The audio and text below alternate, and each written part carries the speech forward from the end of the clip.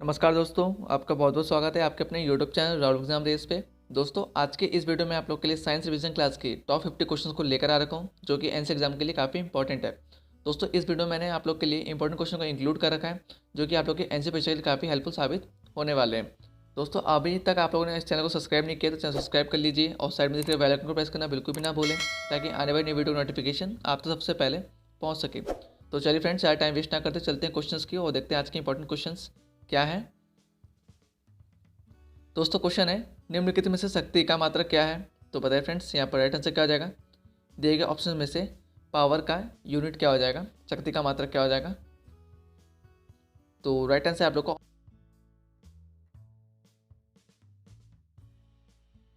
तो क्वेश्चन दोस्तों, बर्नौली का सिद्धांत निम्नलिखित में से किसके संरक्षण का प्रकथन है। तो बताइए फ्रेंड्स, इंपॉर्टेंट क्वेश्चन है। जो बर्नौलीज थ्योरम है वो किसके संरक्षण का प्रकथन है। तो यहाँ पर राइट आंसर क्या हो जाएगा आप लोग का ऑप्शन नंबर 1, ऊर्जा संरक्षण का सिद्धांत पर कार्य करता है। ठीक है दोस्तों, जो बर्नौली का सिद्धांत है दोस्तों, वह ऊर्जा संरक्षण का प्रकथन है। तो ध्यान रखिएगा। चलिए अगले प्रश्न की ओर बढ़ते हैं। तो क्वेश्चन है निम्नलिखित में से पारा थर्मामीटर का आविष्कार किसने किया था। तो बताइए फ्रेंड्स, इंपॉर्टेंट क्वेश्चन है। किसने मरकरी थर्मामीटर का आविष्कार किया था। ठीक है, यहाँ पर पारद का मतलब है मरकरी, पारा। ठीक है, तो बताइए किसने आविष्कार किया था। तो राइट आंसर आप लोग का ऑप्शन नंबर 1, फ़ारेनहाइट के द्वारा दोस्तों पारद थर्मामीटर का आविष्कार किया गया था। चलिए नेक्स्ट क्वेश्चन की ओर बढ़ते हैं। दोस्तों, क्वेश्चन इंपॉर्टेंट है, आप लोग इन क्वेश्चनों को हल्के मत लीजिएगा और हो सके तो इसको नोट डाउन कर लीजिएगा, ताकि आप लोग को लंबे समय तक ये क्वेश्चंस याद रहें। तो क्वेश्चन है कोई पिंड ऊष्मा का सबसे अधिक शोषण करता है जब वह हो। तो बताइए फ्रेंड्स, यहाँ पर राइट आंसर क्या हो जाएगा। कोई पिंड ऊष्मा का शोषण कब करता है। तो यहाँ पर राइट आंसर क्या हो जाएगा आप लोग को ऑप्शन नंबर 1, जब दोस्तों पिंड काला और खुरदरा हो तब अत्यधिक मात्रा में दोस्तों वो ऊष्मा का शोषण करता है। ठीक है, चलिए अगले प्रश्न की ओर बढ़ते हैं। तो क्वेश्चन है पदार्थ की तरंगे किस प्रकार की होती हैं। तो बताए फ्रेंड्स, यहाँ पर राइट आंसर क्या हो जाएगा। दिए गए ऑप्शन में से पदार्थ की तरंगे किस प्रकार की होती हैं। तो यहाँ पर राइट आंसर आप लोग को ऑप्शन नंबर 4, डी ब्रोगली तरंगे होती हैं। ठीक है, ध्यान रखिएगा। जो पदार्थ की तरंगे होती हैं वो क्या होती हैं, डी ब्रोगली तरंगे होती हैं। चलिए नेक्स्ट क्वेश्चन की ओर बढ़ते हैं। क्वेश्चन को ज़्यादा डिस्क्राइब नहीं करेंगे, वीडियो लेंथी हो जाएगी, क्वेश्चन ज़्यादा है। तो बताइए, क्वेश्चन है रडार शत्रु की वायुयान का पता लगाने के लिए किस तरंगों का प्रयोग करता है। दोस्तों, इंपॉर्टेंट क्वेश्चन है। जो रडार होता है वो शत्रु की वायुयान, ठीक है, का पता लगाने के लिए किस तरंगों का प्रयोग करता है। तो राइट आंसर क्या होगा आप लोग को ऑप्शन नंबर 2, रेडियो तरंगों का प्रयोग करता है। ठीक है, ध्यान रखिएगा। चलिए अगले प्रश्न की ओर बढ़ते हैं। तो क्वेश्चन है 20 हर्ट्ज से 20,000 हर्ट्ज की आवृत्ति वाला ध्वनि को क्या कहते हैं। तो बताइए फ्रेंड्स, यहाँ पर राइट आंसर क्या आ जाएगा। तो दोस्तों, यहाँ पर राइट आंसर आप लोग का ऑप्शन नंबर 1, श्रव्य ध्वनि। ठीक है दोस्तों, 20 हर्ट्ज से 20,000 हर्ट्ज की आवृत्ति वाली ध्वनियों को दोस्तों श्रव्य ध्वनि कहते हैं। ठीक है, और 20,000 हर्ट्ज से अधिक आवृत्ति वाली ध्वनि को क्या कहते हैं दोस्तों, पराश्रव्य ध्वनि कहते हैं। तो ध्यान रखिएगा दोनों क्वेश्चंस। चलिए अगले प्रश्न की ओर बढ़ते हैं। तो क्वेश्चन है डेसिबल क्या है। तो बताइए फ्रेंड्स, दिए गए ऑप्शन में से डेसिबल क्या है। यहाँ पर एक संगीत वाद्य है, या शोर का तरंगे है, संगीत का एक स्वर है, या फिर ध्वनि स्तर का एक माप है। तो बताइए यहाँ पर राइट आंसर क्या हो जाएगा। तो ऑप्शन नंबर 4 बिल्कुल सही होगा। ठीक है, ध्वनि स्तर का एक माप है। ठीक है, जो डेसिबल है वो डेसिबल में दोस्तों ध्वनि की तीव्रता किससे मापी जाती है दोस्तों, तो डेसिबल मापी जाती है। ठीक है, ध्यान रखिएगा। चलिए अगले प्रश्न की ओर बढ़ते हैं। तो क्वेश्चन दोस्तों, निम्न द्रव्यों में से ध्वनि किसमें सबसे तेज यात्रा करती है। तो बताइए फ्रेंड्स, यहाँ पर राइट आंसर क्या हो जाएगा। दिए गए ऑप्शन में से ध्वनि सबसे तेज किसमें यात्रा करती है। तो यहाँ पर ऑप्शन नंबर 1 बिल्कुल सही होगा, स्टील में। ठीक है दोस्तों, जो ध्वनि है दोस्तों उसकी तीव्रता सबसे अधिक किसमें होती है, स्टील में होती है। ठीक है, तो ध्यान रखिएगा। चलिए नेक्स्ट क्वेश्चन की ओर बढ़ते हैं। तो क्वेश्चन दोस्तों, सोनार में क्या प्रयुक्त होती है। तो बताइए फ्रेंड्स, इंपॉर्टेंट क्वेश्चन है। यहाँ पर राइट आंसर क्या हो जाएगा। सोनार किस तरह के तरंगों का प्रयोग करती है। तो यहाँ पर राइट आंसर आप लोग का ऑप्शन नंबर 3, सोनार जो है दोस्तों पराश्रव्य तरंगों का प्रयोग करती है। ठीक है, यहाँ पर तिरंगे हो गया है। ठीक है, तो ये तरंगो होगा, ध्यान रखिएगा। जो सोनार है पराश्रव्य तरंगों का प्रयोग करती है। ठीक है, यहाँ पर जो सोनार है दोस्तों वो साउंड नेविगेशन एंड रेंजिंग, ठीक है, साउंड नेविगेशन एंड रेंजिंग का एक संक्षिप्त रूप है। ठीक है, या फिर हम ऐसे कह सकते हैं जो सोनार है दोस्तों वो जल के अंदर तथा सतह पर वस्तुओं का पता लगाता है। ठीक है, तो ध्यान रखिएगा। चलिए अगले प्रश्न की ओर बढ़ते हैं। हमारा नेक्स्ट क्वेश्चन क्या है। तो क्वेश्चन है ध्वनि की तीव्रता मापने के लिए किस उपकरण का प्रयोग किया जाता है? तो बताइए फ्रेंड्स, यहाँ पर राइट आंसर क्या हो जाएगा? इंपॉर्टेंट क्वेश्चन है। ध्वनि की तीव्रता मापने के लिए किस उपकरण का प्रयोग किया जाता है? तो राइट आंसर आप लोग को ऑप्शन नंबर 4 ऑडियोमीटर का प्रयोग किया जाता है। ठीक है, ध्यान रखिएगा, ध्वनि की तीव्रता को मापने के लिए ऑडियोमीटर का प्रयोग किया जाता है। चलिए अगले प्रश्न की ओर बढ़ते हैं। दोस्तों अगर आप लोग को वीडियो ज़रा सा भी हेल्पफुल लगे तो वीडियो को लाइक कर दीजिएगा और वीडियो जैसा शेयर करें ताकि और भी स्टूडेंट तक ये वीडियो पहुंच सके, उनकी भी तैयारी हो सके। तो क्वेश्चन दोस्तों, इंद्रधनुष किस कारण से बनता है? तो बताइए फ्रेंड्स, इंपॉर्टेंट क्वेश्चन है। जो रेनबो होता है वो किस कारण से बनता है? तो राइट आंसर क्या होगा आप लोग का? ऑप्शन नंबर 2 जो इंद्रधनुष है दोस्तों वो प्रकाश के प्रकीर्णन और अपवर्तन के कारण बनता है। ठीक है, ध्यान रखिएगा। चलिए नेक्स्ट क्वेश्चन की ओर बढ़ते हैं। तो क्वेश्चन है, श्री सीवी रमन को किस क्षेत्र में कार्य करने के लिए नोबेल पुरस्कार से सम्मानित किया गया है? तो बताइए फ्रेंड्स, यहाँ पर राइट आंसर क्या हो जाएगा? किस क्षेत्र में सीवी रमन को नोबेल पुरस्कार से सम्मानित किया गया है? तो यहाँ पर राइट आंसर आप लोग ऑप्शन नंबर 2 प्रकाश प्रकीर्णन के प्रतिपादन के रूप में दोस्तों इनको नोबेल पुरस्कार से सम्मानित किया गया है। ठीक है दोस्तों, और ये कब नोबेल पुरस्कार मिला था इनको? तो 1930 ईस्वी में मिला था। ठीक है, और दोस्तों इसी प्रकाशीय घटना को रमन प्रभाव का नाम दिया गया था। ठीक है, तो ध्यान रखिएगा। चलिए अगले प्रश्न की ओर बढ़ते हैं। तो क्वेश्चन है, सड़कों के किनारे लगे पीली लैंपों में कौन सी गैस प्रयोग की जाती है? दोस्तों बताइए, यहाँ पर राइट आंसर क्या आ जाएगा? जो हमारे रोड लैंप होते हैं दोस्तों, तो उसमें दोस्तों कौन सा गैस भरा होता है, कौन सी गैस का प्रयोग किया जाता है? तो राइट आंसर आप लोग का ऑप्शन नंबर 2 नियॉन गैस का प्रयोग किया जाता है। ध्यान रखिएगा। चलिए नेक्स्ट क्वेश्चन की ओर बढ़ते हैं।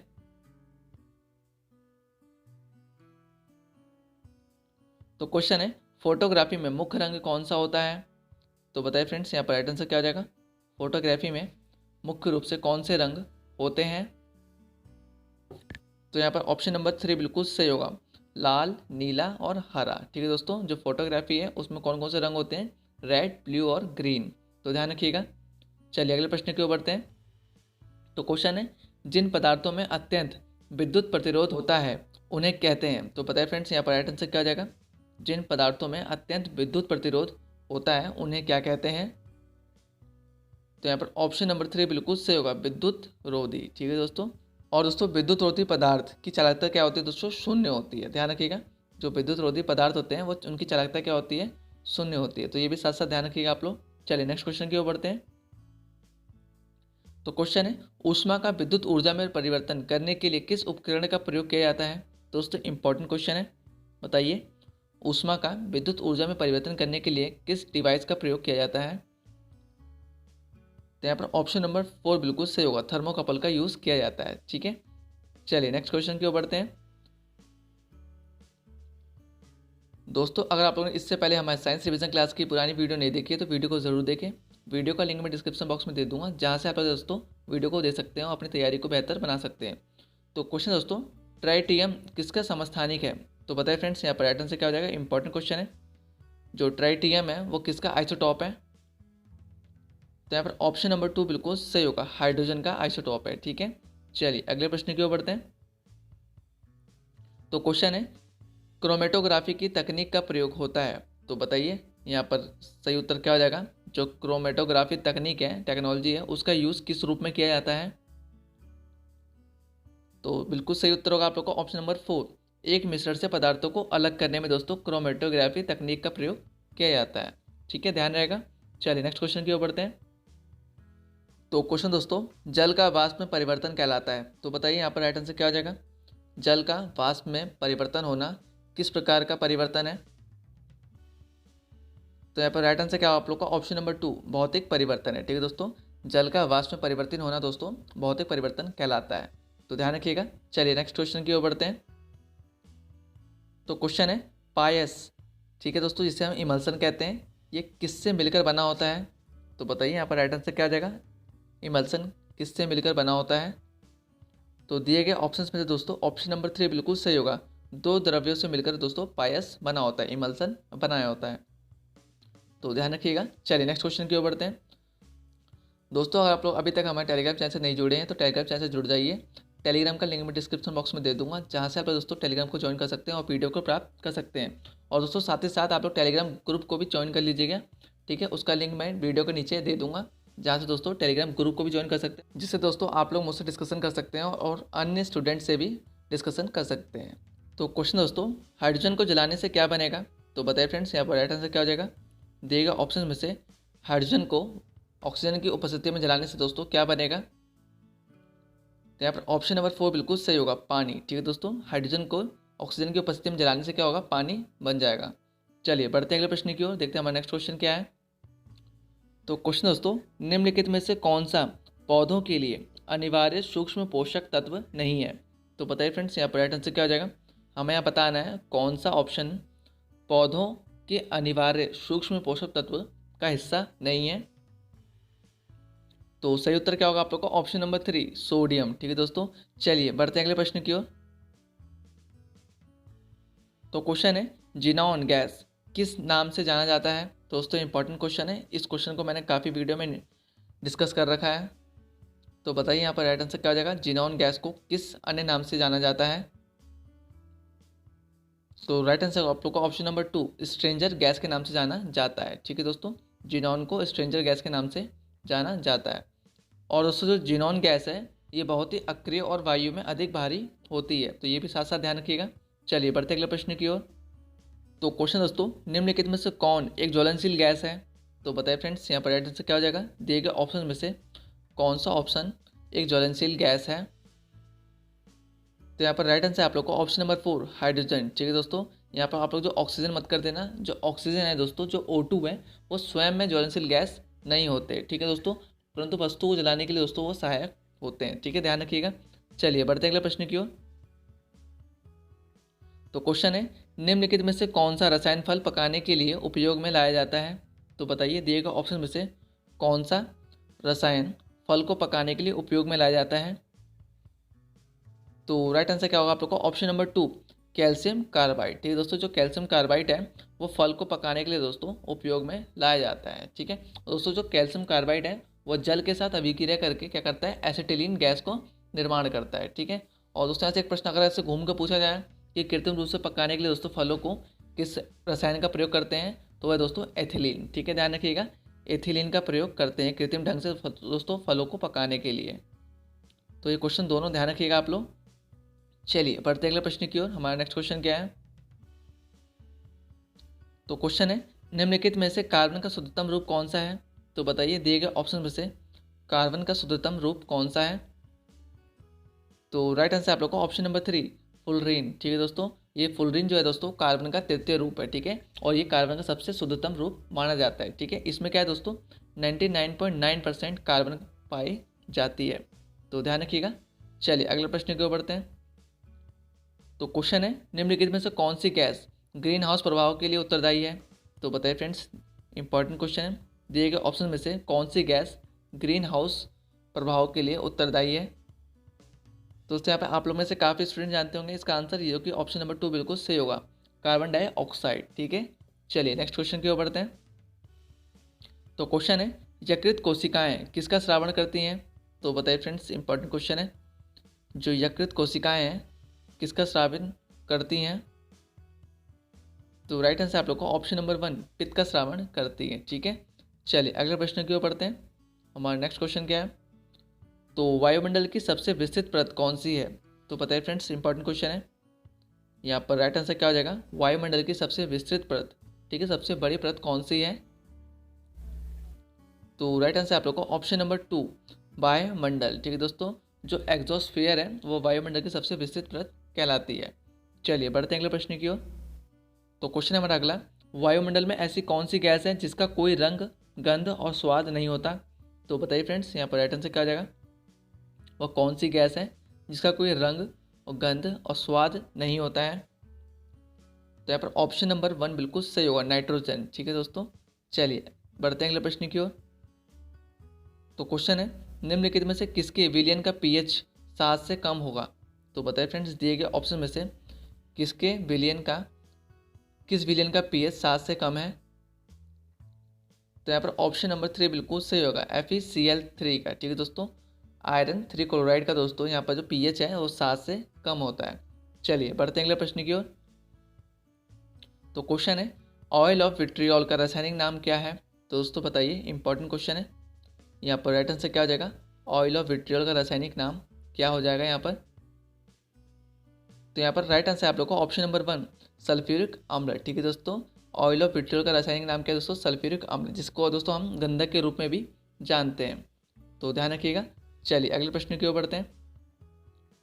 तो क्वेश्चन है, नींबू खट्टा होने का कारण क्या है? तो बताइए फ्रेंड्स, यहाँ पर राइट आंसर क्या हो जाएगा? जो नींबू है वो खट्टा किस कारण से होता है? तो यहाँ पर ऑप्शन नंबर 3 बिल्कुल सही होगा, साइट्रिक अम्ल के कारण। ठीक है दोस्तों, नींबू में कौन सा अम्ल पाया जाता है? साइट्रिक अम्ल पाया जाता है। ठीक है, और दोस्तों यहाँ एसिटिक अम्ल किस में पाया जाता है? तो ये विनेगर में पाया जाता है। ठीक है, सिरके में पाया जाता है। और दोस्तों आप लोग मुझे कमेंट बॉक्स में बताएंगे जो टार्टरिक अम्ल है वो किस में पाया जाता है। ठीक है, इसका आंसर आप मुझे कमेंट बॉक्स में ज़रूर बताइएगा। चलिए बढ़ते हैं अगले प्रश्न की ओर। तो क्वेश्चन दोस्तों, नाभिकीय रिएक्टर के निर्माण में निम्नलिखित तत्वों में से कौन सा एक अनिवार्य है? तो बताइए फ्रेंड्स, यहाँ पर राइट आंसर क्या हो जाएगा? देखिए ऑप्शन में से नाभिकीय रिएक्टर में निम्नलिखित तत्वों में से कौन सा एक अनिवार्य है? तो यहाँ पर ऑप्शन नंबर 3 बिल्कुल सही होगा, जर्कोनियम। ठीक है दोस्तों, जो जर्कोनियम है नाभिकीय रिएक्टर में दोस्तों अनिवार्य रूप से प्रयोग किया जाता है। और दोस्तों जो जर्कोनियम है ये न्यूट्रॉन को अवशोषण करता है। ठीक है दोस्तों, न्यूट्रॉन की क्या करता है? ये अवशोषण करता है। चलिए अगले प्रश्न की ओर बढ़ते हैं। दोस्तों यहाँ पे जो क्वेश्चन है ये क्वेश्चन नंबर 35 है। ठीक है, अगले क्वेश्चन की ओर बढ़ते हैं। और यहाँ पर दोस्तों ये क्वेश्चन नंबर 36 है। ठीक है, तो बताइए निम्नलिखित में से कौन सा तत्व रेडियो एक्टिव नहीं है? तो बताइए दिए गए ऑप्शन में से कौन सा तत्व रेडियो एक्टिव तत्व नहीं है? तो वह दोस्तों आप लोग को ऑप्शन नंबर 3 प्लूटोनियम। ठीक है, ध्यान रखिएगा। चलिए नेक्स्ट क्वेश्चन की ओर बढ़ते हैं। तो क्वेश्चन है, निम्नलिखित में से किस धातु का गलनांक सबसे कम है? तो बताइए फ्रेंड्स, दिए गए ऑप्शन में से किस धातु का गलनांक सबसे कम होता है? दोस्तों यहाँ पर हम सभी जानते हैं जो ऑप्शन नंबर 3 पारद है दोस्तों, जो मरकरी है उसका गलनांक क्या होता है? सबसे कम होता है। चलिए नेक्स्ट क्वेश्चन की ओर बढ़ते हैं। हमारा नेक्स्ट क्वेश्चन क्या है? तो क्वेश्चन है, निम्नलिखित में से क्या जल से हल्का होता है? तो बताइए फ्रेंड्स, दिए गए ऑप्शन में से जल से हल्का कौन सा ऑप्शन है? तो राइट आंसर होगा आप लोग का ऑप्शन नंबर 2 सोडियम। ठीक है, ध्यान रखिएगा, जो सोडियम है दोस्तों वो जल से हल्का होता है। चलिए बढ़ते हैं अगले प्रश्न की ओर। तो क्वेश्चन है, किस धातु से बनाई मिश्र धातु को हवाई जहाज तथा रेल के डिब्बों के पुर्जों के काम में लिया जाता है? तो बताइए फ्रेंड्स, यहाँ पर राइट आंसर क्या आ जाएगा? यहाँ पे सिंपल से इस क्वेश्चन को पढ़े जाए तो दोस्तों किस मिश्र धातु का प्रयोग किया जाता है हवाई जहाज तथा रेल के डिब्बों के निर्माण में? तो सही उत्तर जाएगा आप लोग को ऑप्शन नंबर 3 एल्यूमिनियम का प्रयोग किया जाता है। ठीक है, चलिए बढ़ते अगले प्रश्न की ओर। तो क्वेश्चन है, निम्न में से किसकी उपस्थिति के कारण पीतल का रंग हवा फीका पड़ जाता है? तो बताइए फ्रेंड्स, यहाँ पर राइट आंसर क्या आ जाएगा? किसकी उपस्थिति के कारण पीतल का रंग हवा में फीका पड़ जाता है? तो राइट आंसर होगा आप लोग को ऑप्शन नंबर 2 हाइड्रोजन सल्फाइड के कारण दोस्तों पीतल का रंग जो है हवा में फीका पड़ जाता है। चलिए बढ़ते अगले प्रश्न की ओर। हमारा नेक्स्ट क्वेश्चन है। तो क्वेश्चन है, गोबर गैस का मुख्य अवयव क्या है? तो बताइए फ्रेंड्स, यहाँ पर राइट आंसर क्या हो जाएगा? गोबर गैस का मुख्य अवयव क्या होगा? तो यहाँ पर ऑप्शन नंबर 3 बिल्कुल सही होगा, मीथेन। ठीक है दोस्तों, चलिए अगले प्रश्न की ओर बढ़ते हैं। तो क्वेश्चन दोस्तों, वायु गैस में मुख्यतः होती है। तो बताइए फ्रेंड्स, दिए गए ऑप्शन में से वायु गैस में क्या पाया जाता है? तो राइट आंसर होगा आप लोग को ऑप्शन नंबर 4 कार्बन डाइऑक्साइड और मीथेन। ठीक है दोस्तों, चलिए अगले प्रश्न की ओर बढ़ते हैं। तो क्वेश्चन नंबर अगला, कोल गैस में किस गैस की मात्रा सबसे अधिक होती है? तो बताइए यहाँ पर राइट आंसर क्या हो जाएगा? कोल गैस में किस गैस की मात्रा सबसे अधिक या सर्वाधिक पाई जाती है? तो राइट आंसर होगा आप लोग को ऑप्शन नंबर 2 हाइड्रोजन की मात्रा सर्वाधिक पाई जाती है। चलिए बढ़ते अगले प्रश्न की ओर। तो क्वेश्चन दोस्तों, प्रकाशीय यंत्र बनाने के लिए निम्नलिखित में से किस प्रकार का कांच प्रयोग होता है? तो बताइए फ्रेंड्स, इंपॉर्टेंट क्वेश्चन है। ऑप्टिकल इंस्ट्रूमेंट बनाने के लिए दोस्तों किस प्रकार के कांच का प्रयोग किया जाता है? तो राइट आंसर होगा आप लोग को ऑप्शन नंबर 3 फ्लिंट कांच का यूज़ किया जाता है। चलिए अगले प्रश्न की ओर पढ़ते हैं। तो क्वेश्चन नंबर अगला, तो पीलिया रोग किससे प्रभावित करता है? तो बताइए यहाँ पर राइट आंसर क्या हो जाएगा? किससे प्रभावित करता है पीलिया रोग? तो यहाँ पर राइट आंसर है आप लोग को ऑप्शन नंबर 2 यकृत को प्रभावित करता है। ठीक है, ध्यान रखिएगा। चलिए अगले प्रश्न की ओर बढ़ते हैं। तो क्वेश्चन दोस्तों, निम्नलिखित में से कौन सा लार की सहायता से पच जाता है? तो बताइए फ्रेंड्स, यहाँ पर राइट आंसर क्या हो जाएगा? दिए गए ऑप्शन में से कौन सा ऑप्शन है जो सलाइवा की सहायता से, ठीक है दोस्तों, लार की सहायता से पच जाता है? तो राइट आंसर आप लोग को ऑप्शन नंबर 2 स्टार्च। ठीक है दोस्तों, जो स्टार्च है वो सलाइवा के साथ ऐसा क्या होता है दोस्तों, डाइजेस्ट हो जाता है। ठीक है, क्योंकि दोस्तों लार में क्या होता है, एमाइलेज एंजाइम होते हैं। ठीक है, जो कि क्या करते हैं दोस्तों, स्टार्च को शर्करा में तोड़कर पचा देते हैं। तो ध्यान रखिएगा। चलिए अगले प्रश्न की ओर बढ़ते हैं। तो क्वेश्चन है, मानव शरीर का एकमात्र अंग जो पुनः विकसित पुनः सृजित हो सकता है। तो बताइए फ्रेंड्स, वो कौन सा अंग होता है जो कि मानव शरीर में दोस्तों पुनः विकसित हो सकता है। तो राइट आंसर आप लोग को ऑप्शन नंबर 3 लीवर। ठीक है दोस्तों, जो यकृत है वो मानव शरीर में एकमात्र ऐसा अंग होता है जो कि पुनः विकसित हो सकता है। ठीक है दोस्तों, जैसे छिपकली की पूंछ होती है वो कटने के बाद क्या होती है, पुनः विकसित हो जाती है। तो इसी प्रकार हमारे शरीर में क्या होता है दोस्तों, जो लीवर है उसका क्या होता है, पुनः विकसित हो सकता है। तो ध्यान रखिएगा आप लोग। चलिए बढ़ते हैं अगले प्रश्न की ओर। तो क्वेश्चन है, विटामिन सी की कमी से कौन सा रोग होता है। तो बताइए फ्रेंड्स, बहुत ईजी क्वेश्चन है और काफ़ी बार एग्जाम में पूछ लेता है। कौन सा रोग होता है विटामिन सी की कमी के कारण। तो राइट आंसर आप लोग को ऑप्शन नंबर 2 स्कर्वी रोग होता है। ठीक है, और विटामिन सी का रासायनिक नाम क्या है दोस्तों, एस्कॉर्बिक अम्ल। तो ये भी साथ साथ ध्यान रखिएगा। चलिए अगले प्रश्न की ओर बढ़ते हैं। तो क्वेश्चन दोस्तों, निम्नलिखित में से किसकी उत्पत्ति यकृत का कार्य है। तो बताइए फ्रेंड्स, यहाँ पर राइट आंसर क्या हो जाएगा, दिए गए ऑप्शन में से किसकी उत्पत्ति यकृत का कार्य है, या फिर यकृत के कार्य करने से दोस्तों किस चीज़ की उत्पत्ति होती है। तो राइट आंसर आप लोग को ऑप्शन नंबर 2 यूरिया की। ठीक है दोस्तों, तो ध्यान रखिएगा। चलिए अगले प्रश्न की ओर बढ़ते हैं। तो क्वेश्चन है, इंसुलिन में निम्नलिखित में से कौन सी धातु मौजूद है। तो बताइए फ्रेंड्स, दिए गए ऑप्शन में से राइट आंसर क्या हो जाएगा। इंपॉर्टेंट क्वेश्चन है, इसको नोट कर लीजिएगा आप लोग। इंसुलिन में कौन सी धातु पाई जाती है। तो वो है दोस्तों आप लोग का ऑप्शन नंबर 3 जिंक। ठीक है दोस्तों, जो जस्ता है वो इंसुलिन में पाई जाती है। ठीक है, और इंसुलिन की कमी के कारण कौन सा रोग होता है, वो है दोस्तों मधुमेह। ठीक है, शुगर। तो ध्यान रखिएगा। चलिए अगले प्रश्न की ओर बढ़ते हैं, जो कि आप लोग का लास्ट क्वेश्चन और सरप्राइज क्वेश्चन है। तो क्वेश्चन है, गुर्दे की कार्यात्मक यूनिट क्या है। तो दोस्तों आप लोग को बताना है जो किडनी है उसकी कार्यात्मक इकाई क्या होती है। ठीक है, तो ये है आप लोग का आज का सरप्राइज क्वेश्चन, जिसका आंसर आप लोग मुझे कमेंट बॉक्स में ज़रूर दीजिएगा।